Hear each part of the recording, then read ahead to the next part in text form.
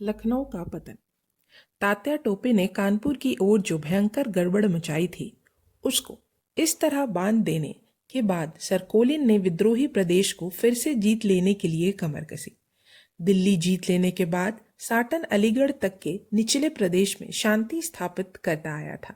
इसीलिए कानपुर से ऊपर अलीगढ़ तक प्रदेश में शांति स्थापित करने का वालपोल को कालपी के रास्ते भेजा गया। वालपोल कानपुर से ऊपर चढ़ते और सीटन अलीगढ़ से नीचे उतरते हुए मैनपुरी में मिले और ऐसा नक्शा अंग्रेजी सेना के लिए बना कि दोआब का यमुना तटवर्ती किनारा पूरी तरह पुनर्जित हो और यमुना तीर से इसके सेना आते जाते दोआब के विद्रोही हटते हटते फतेहगढ़ के पास इकट्ठा होने लगेंगे।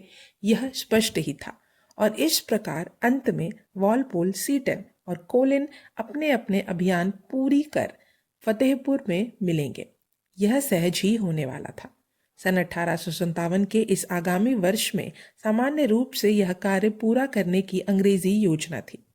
इस नक्शे के अनुसार वालपोल तोपखाने सहित सर्वगुण गोरी सेना लेकर कानपुर से 18 दिसंबर को कालपी के रास्ते ऊपर चला।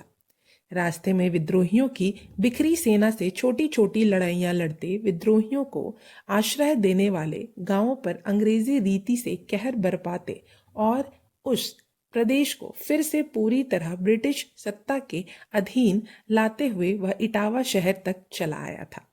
यहाँ से भी वैसे आगे बढ़ गया होता, पर इटावा शहर के सारे विद्रोही वहां से चलते जाने के बाद भी उसे वहीं पर सेना के साथ ठहरना पड़ा। यह क्या कारण था? अंग्रेजों की ये बलवान सेना एकदम ठहर कर रह जाए, ऐसा क्यों है?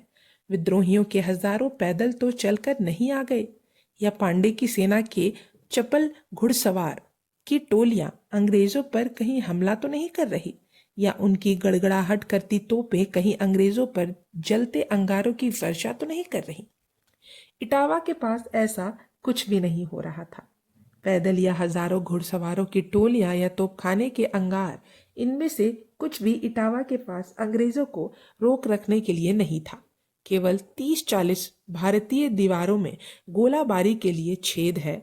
इस छोटे से भवन में खड़े लोगों के हाथों में एक एक मस्केट है और हृदय में एक एक जलती ज्योति लिए इन 40 लोगों ने ही इटावा के दरवाजे में इस अंग्रेजी चतुरंग सेना को रोका हुआ है।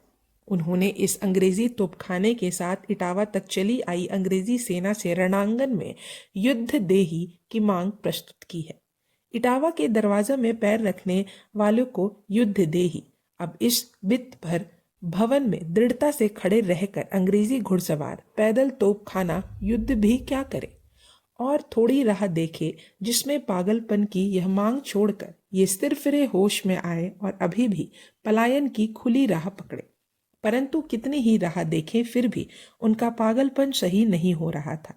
ठीक है, करो युद्ध, केवल उन्हें एक बार तोपखाना दिखाना ही काफी है।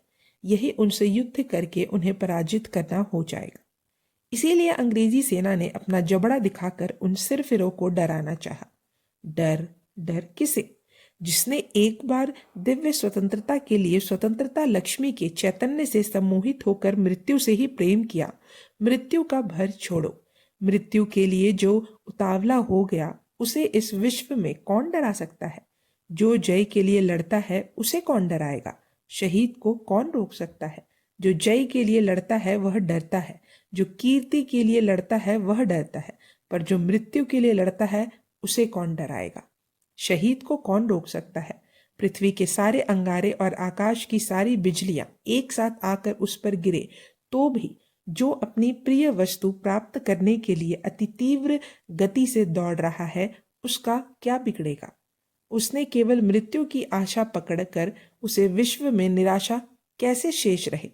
प्रिया की ओर प्रियतम जिस तरह दौड़ता जाता है वैसे ही मृत्यु के लिए दौड़े जाते हैं। ऐसे इन इटावा के देशवीरों को भय कैसा, और वह दिखाए कौन? और इसीलिए उन्होंने पलायन के खुले मार्ग छोड़ दिए। उन्होंने विजय की कल्पना भी नहीं की। अंग्रेजों की चतुरंग सेना को धिक्कारते हुए ये मुट्ठी भर लोग उस भवन से युद्ध देही की गर्जना करने लगे। दिल्ली से जो डरी नहीं, कानपुर के रण से डरा कर जो रुकी नहीं, वह अंग्रेजी सेना इस बित्ता भर भवन के पास मानो ठोकर खाकर रुकी गई है।